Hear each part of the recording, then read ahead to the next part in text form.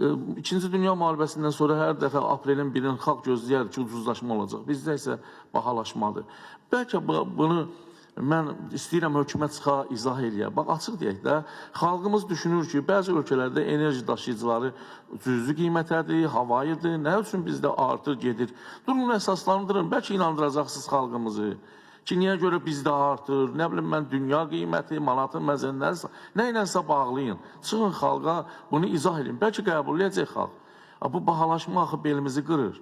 Ona görə də mən hesab edirəm ki, buna diqqət eləmək çox vacib olardı. Ümumiyyətlə, işsizlik məsələsi.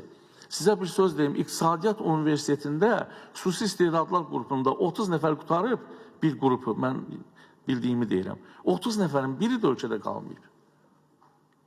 Elə insan var ki, 50 yerə o CV deyirlər, ondan verib hələ birdən iş tapa bilmir.